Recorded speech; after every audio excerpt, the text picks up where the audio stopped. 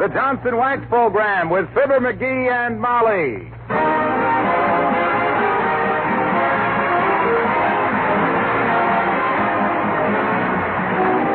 The makers of Johnson's Wax and Johnson's Self-Polishing Glow Coat present Fibber McGee and Molly, written by Don Quinn, with songs by Martha Tilton and the King's Men, and music by Billy Mills. The show opens with Who Cares?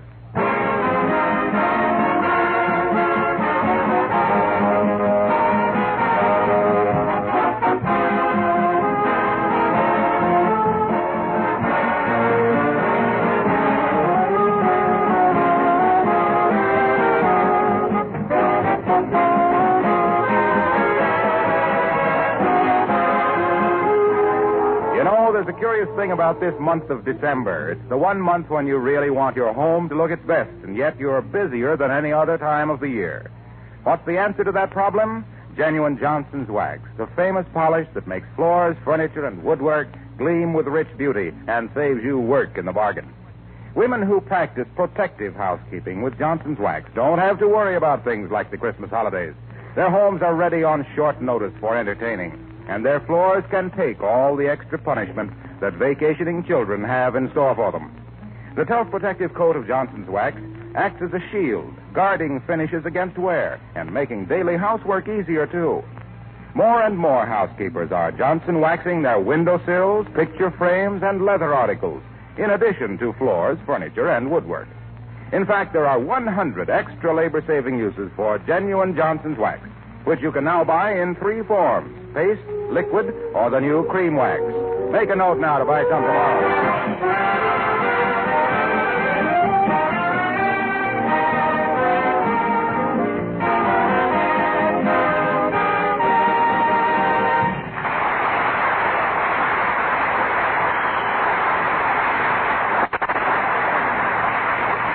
Sometimes we wonder if moving pictures are a good influence on growing men.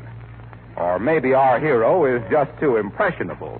Anyway, ever since he saw Mr. Ronald Colman a few nights ago, he has developed a British accent and started a mustache. If you could call that pathetic little growth on his upper lip a mustache. For further details, we refer you to Fibber McGee and Molly.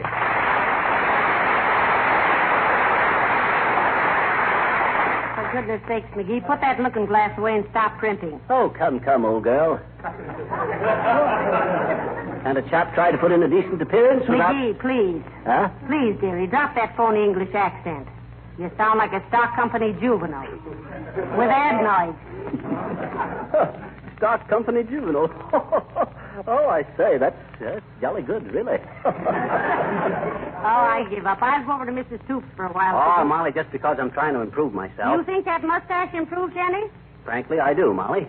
Oh, not that I expect to look as good as Ronald Colman, though I am better built. Not better, dearie. Hmm? You're just a little more buxom in the belt. Well, anyway, this mustache is going to change my whole personality. Don't you think it gives me a kind of a air? No, but that stuff you're putting on it does. What on earth is that? Oh, this lotion?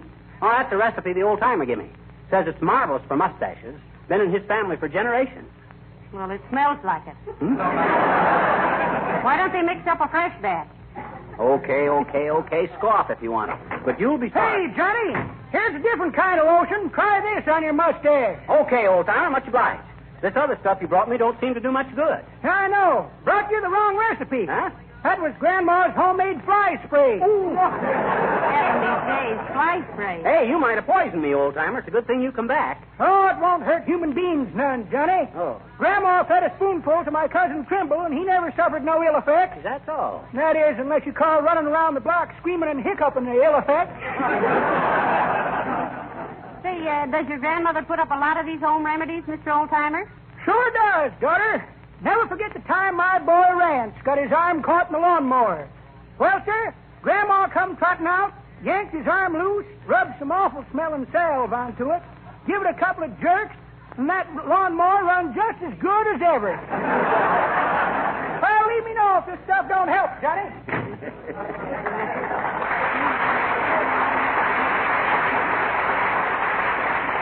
Well, he's taking quite an interest in your mustache, dearie. Yeah, he says his whole family is affected that way. You know, his great-grandmother got scared by a bicycle at the St. Louis Exposition, and believe it or not, Molly, when his father grew up, he had handlebar mustaches. Oh, my, isn't heredity interesting? Now, if you'll excuse me, I've got a mince pie in the oven. Oh, dear, I wonder who that is. Well, whoever it is, now, don't say anything about my mustache, Molly. Let's see if they notice. Well, can't I just point and snicker a little? Oh, please, Molly. Come in. Good day, my dear. Hello there, McGee. Oh, hello, Mr. Mayor. Hi, Latrivia. What's cooking? McGee, if there's anything I deplore, it is the idiotic custom of opening a conversation with such senseless questions as what's cooking, how's everything, and what you know. They are meaningless and unanswerable. It's silly, ain't it? I never thought of it that way before. Did you, Molly? Well, frequently, as you must know. Oh. But if you'll excuse me, Mr. Mayor, I've got to run out in the kitchen a minute. Certainly, Mrs. McGee. And I must say something smells delicious. What's cooking?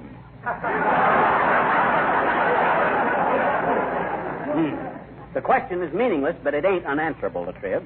It's a mince pie. Yes, and if I don't go take a look Well, at Latrivia, notice anything different about me? No, I don't believe I do, McGee. Oh, I say, old chap, take a good look.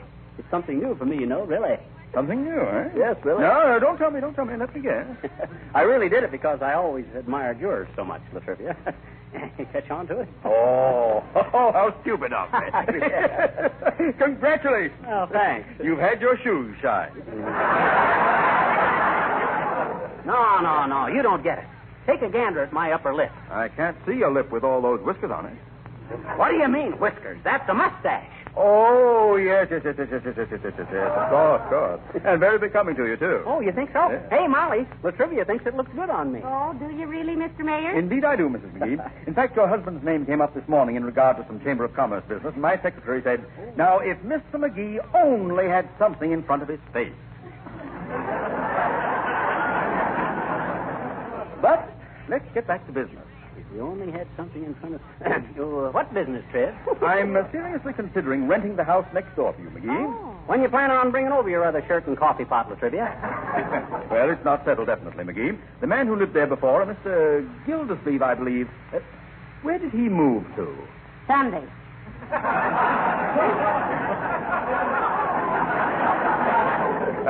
Yes. Well, he told me he had quite some trouble with his next-door neighbor. Now, tell me, who lives on the other side of that house? You mean you don't know? Know what, Mrs. McGee? The house on the other side of that house, Latrivia, ain't a house. It's a vacant lot. Oh, then he must have meant that... Yeah. Oh. Oh, I don't believe it. Quite. But I shall investigate further. Good day, Mrs. McGee. And, McGee... Yeah? Tell your mustache that the strange man is leaving and it can come out now.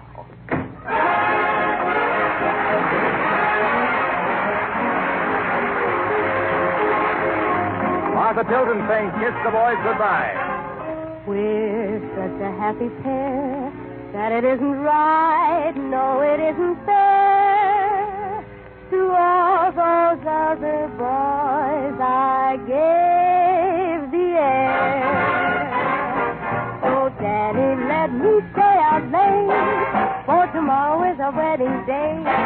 Can't the baby kind of celebrate? Kiss the boys goodbye. Daddy, let me wear the ming. What's the difference what the neighbors think? Let the baby linger on the brink. Kiss the boys goodbye. And while I'm kissing them sentimentally, keep the liberal point of view. Because I'm breaking it to them gently that my heart belongs to you. So, Daddy, please remember this, that tomorrow starts a life of bliss. Let me show them what they're gonna miss. Kiss the boys goodbye. Be reasonable, Daddy. Give me one more night to play.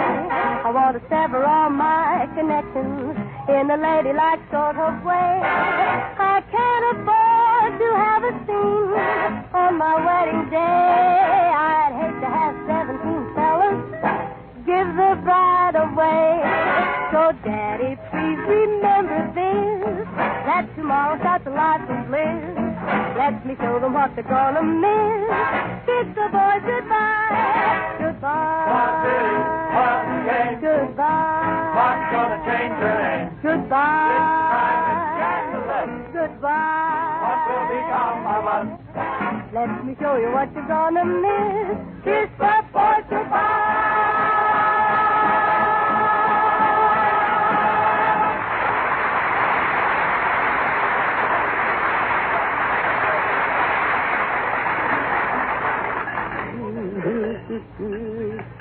Oh, I had upper lip, but it quivered in the storm, so I raised little mustache just to keep warm. Oh, I had a dad rat this looking glass. Makes me look like Dracula with a hangover. Oh, I had a little For goodness sake, calling me, dear. don't get mushy with me. Look, I just saw your watch on the dresser, and the crystal has gone out of it. You want me to take it down to the jeweler's? No, thanks. I took it out myself. I got it right here. I have. What are you using it for? Well, I jolly well wanted to see how I'd look in a monocle. Well, how did it look, if you'll pardon my morbid curiosity? I couldn't say, really. Had to squint so hard to keep the bowie thing screwed in, I couldn't see. Look, now, I admire the British just as much as you do, dearie, but take it easy. It's dangerous. What you mean, dangerous, Mom? The first time you start driving on the left-hand side of the road, you will be in a mess. Come in. McGee's residence? Oh, rather, old fellow. But we usually ask the tradesmen to deliver merchandise at the rear, you know.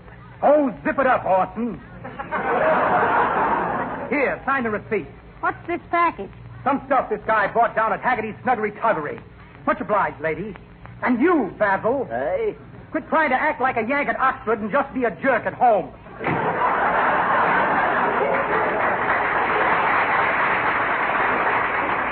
Zip it up, Basil. Why, that fresh mug? Well, say, what have you been buying down at Haggerty's Snuggerty Tuggery? Oh, I thought I might as well go all the way, Molly, as long as I'm improving my appearance.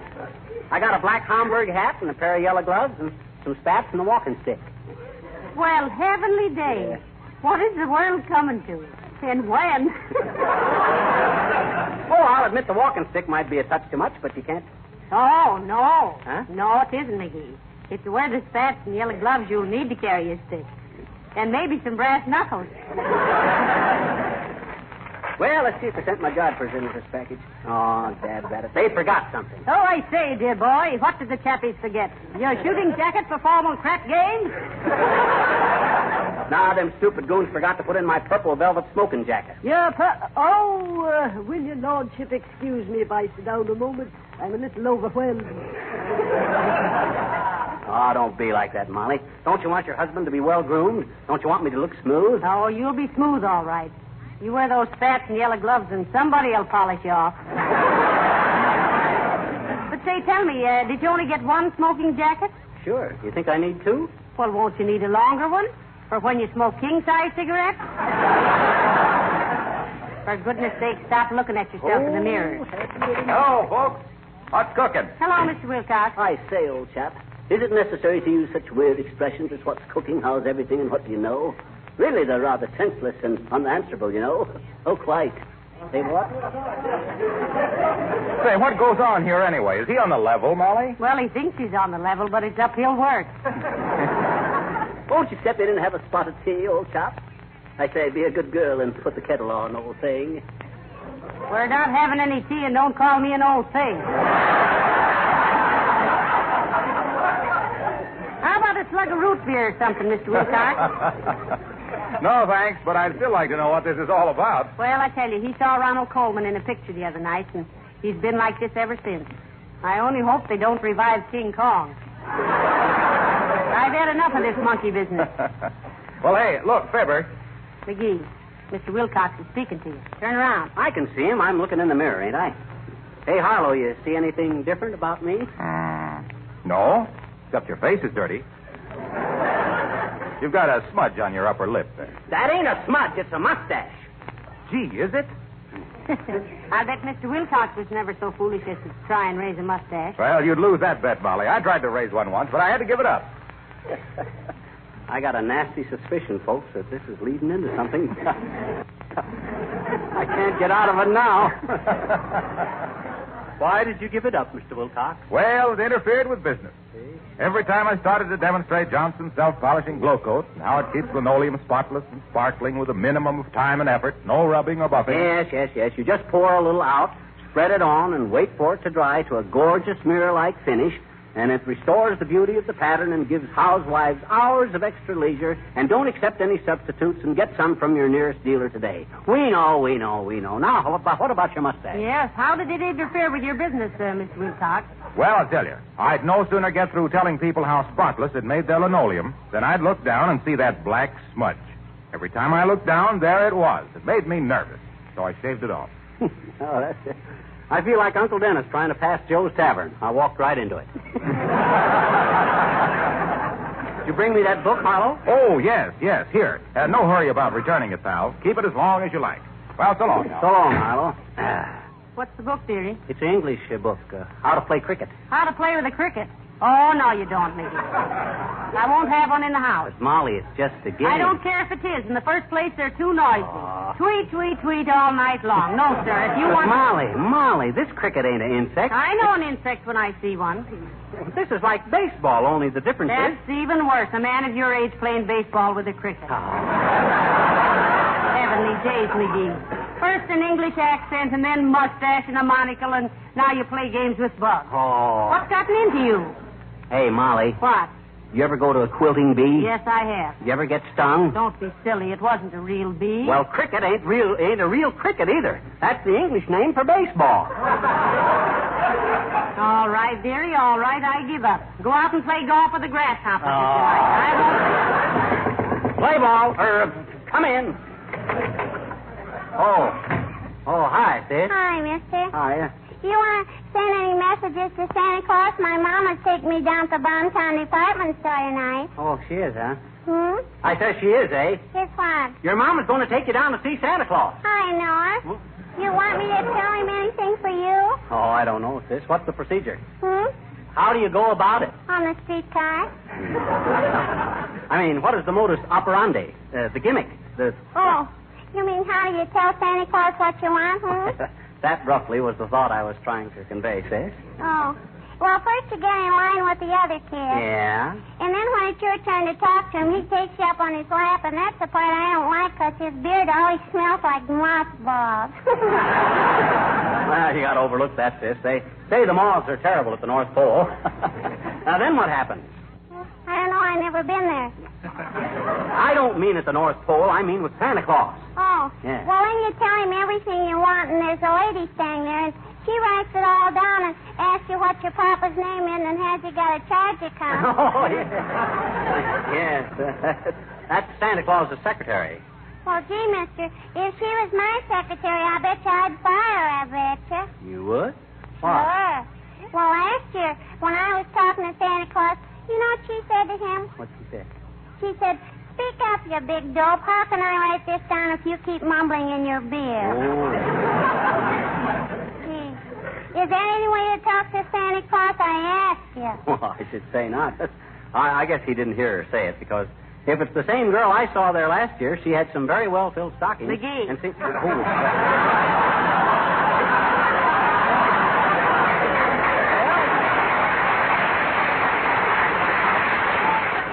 Well, I guess I haven't got any message for Chris just at the moment, sis. Thanks anyway. Well, that's okay, mister.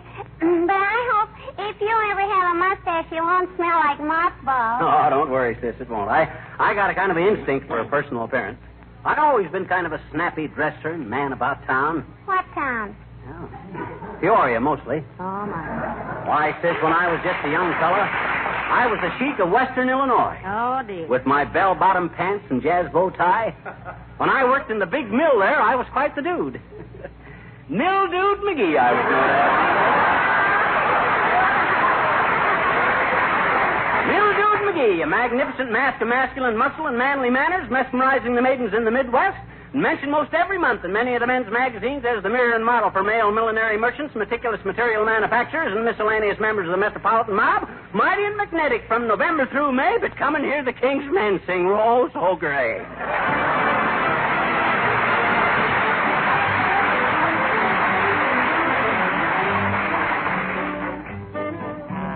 Rosie, Rosie, Rosie O'Day, she is the prettiest thing. Under her window from miles away, the fellows all gather and sing. Rose-a-day, Rose-a-day,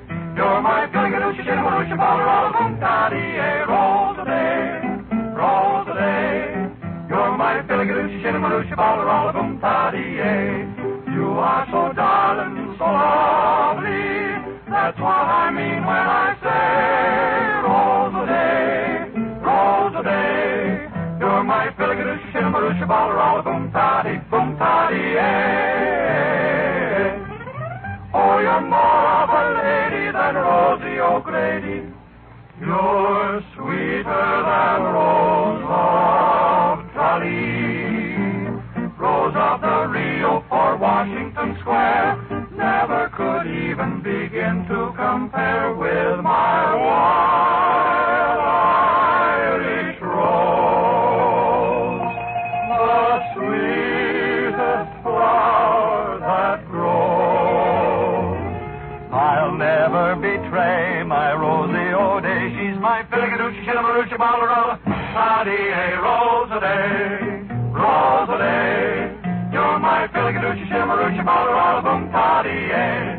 Colleen, my darling, I love you. That's what I mean when I say Rose-a-day,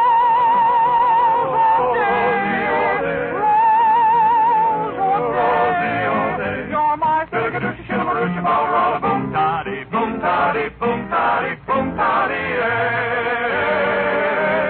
Rosie O'Day.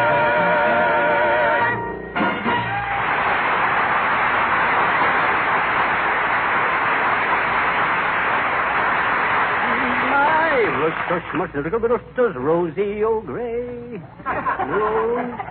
McGee, are you still rubbing that horrible ointment on your mustache? Yeah. They need a lot of encouragement when they're young like this. You know the old saying, Molly, great oaks from little acorns grow. I didn't know you wanted a tree. I thought you just wanted a bush.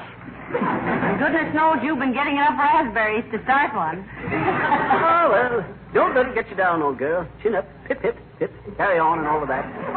Oh, stop talking like that.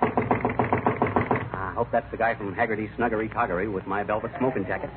Come in, Haggerty. Oh, how do you do, Mrs. Uppington? Come in, dear. Oh. How do you do, Mrs. McGee? I just stopped into Oh, I'm so sorry. I don't believe I've met this gentleman. Hot dog, you hear that, Molly? She didn't know me with my mustache. Oh, my goodness. Oh, you're Mr. McGee. Sure, I'll stand right here. Oh, I do hope you'll forgive me, my dear. Oh, forgive you. Why, heavenly days, you're lucky if he doesn't kiss you, Abigail. Oops. To think that his mustache would fool anybody that much. What did I tell you, Molly? I knew when Mustache? What mustache? Is Mr. McGee growing a mustache? Why, yes, Abigail. Isn't that why you didn't recognize him? Oh, no, my dear. How ridiculous. No, I have a new lorgnette with bifocal lenses, and I simply can't see a thing. Look, Uppy. Don't the bifocal part of them glasses magnify? Oh, yes, of course. Why? Well, come here. Take a peep at my upper lip. Very well. There. You see anything, Abigail? Oh, my dear. He really should do something about his skin. Those big purple spots. Raise your sights, Uppy. That's my necktie.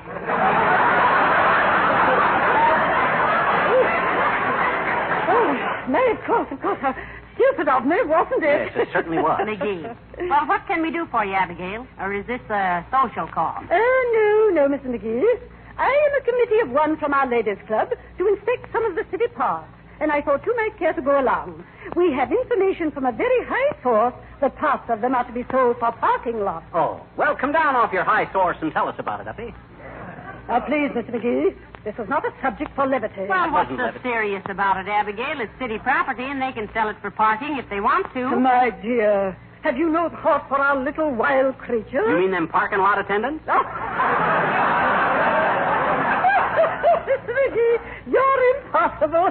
You and your little gray mustache. My mustache ain't gray. It will be by the time it's a mustache.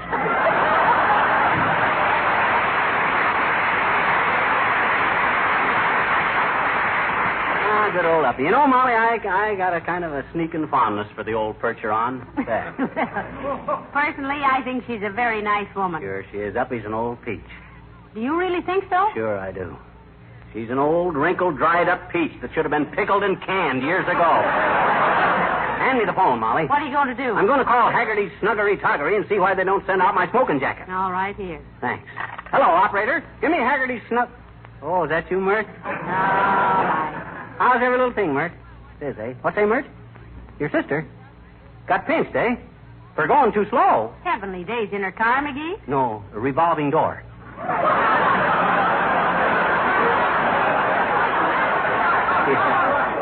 What's that, Mert?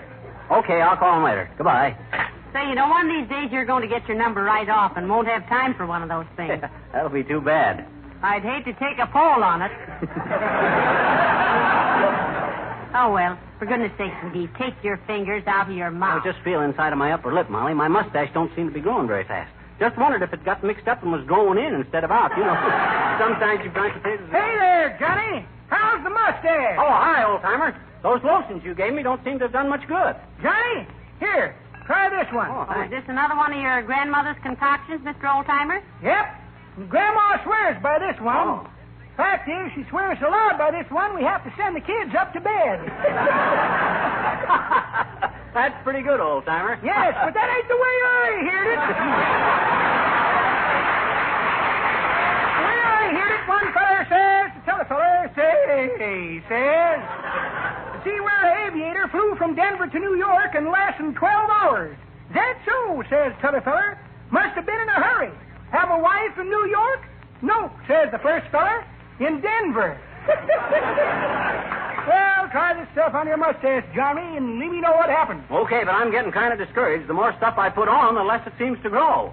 Grow? Why, yes, why not? Oh, my goodness, and I've been giving him stuff to make it go away.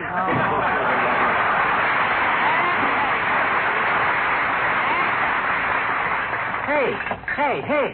What you doing, Molly? I'm throwing out all these fancy hair tonics and No. lotions. I've had enough of this now. Oh, now, Molly. I'm sorry, dearie. I can't stand this primping and posing any longer. Oh. You'll have to choose between me and your mustache.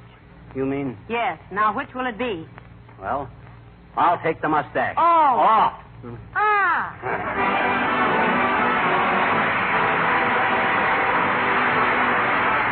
Do you know what I've been doing today? Well, I've been just an old inquiring reporter, asking women here and there a few questions about my favorite product, Johnson's Glow Coat, the easy-to-use floor polish. What do you like best about Glow Coat, I asked them. And do you know, I got a lot of different answers, but they all add up to the same thing. Glow Coat is an all-around product. It has so many good points that it pleases everybody. One woman said, I like the lasting luster Glow Coat gives my linoleum floor. Another talked about the uniform film that doesn't chip or wear off unevenly. Someone else said she liked its quick drying and ease of application. And, of course, everybody sang the praises of Glow Coat for the way it saves work. It needs no rubbing or buffing. Now, I knew all these good things about Glow Coat, but still it did me good to hear these women so enthusiastic. And I'd like to pass that enthusiasm along to any of you who haven't tried Johnson's self-polishing Glow Coat on your linoleum floors. And one final word. Remember, there's only one Johnson's self-polishing Glow Coat. Why you were trying to raise a mustache, dearie? Oh, it's a kind of old family tradition, Molly. Ever see our family album? All my ancestors had beards down to here. Oh, no razors? No chins. Good night. Good night, all.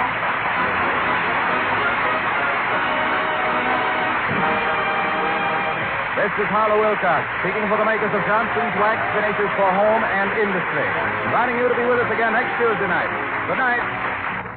Is your car sitting out in front of your house now? If it is, take a quick look at it. Doesn't it need a cleaning and polishing job? Well, then just try Johnson's Car New, the sensational auto polish that does two jobs at once. Both cleans and polishes in one application. Car New is a wonderful labor saver. It's inexpensive, and it offers an easy way for you to take better care of your automobile. Remember the name, Johnson's Car New, spelled C-A-R-N-U, made by the makers of Johnson's Wax. This is the National Broadcasting Company.